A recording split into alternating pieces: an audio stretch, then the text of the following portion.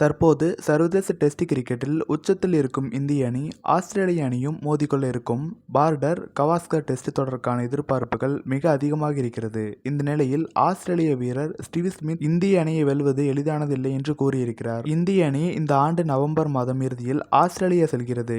அங்கு 5 போட்டிகள் கொண்ட பார்டர் கவாஸ்கர் டெஸ்ட் தொடரில் விளையாடுகிறது. மேலும் இந்த டெஸ்ட் தொடர் அடுத்த ஆண்டு 2025ஆம் ஆண்டு ஜனவரி முதல் வாரத்தில் முடிவுக்கு வருகிறது. மேலும் 90 நாட்களுக்கு பிறகு பார்டர் கவாஸ்கர் டெஸ்ட் தொடர் 5 போட்டிகளாக மாற்றப்பட்டு இருக்கிறது. இந்திய அணி ஆஸ்திரேலியாவில் டெஸ்ட் தொடரை வெல்வது என்பது ஆரம்ப காலம் தொட்டு மிகப்பெரிய கனவாக இருந்து வருகிறது.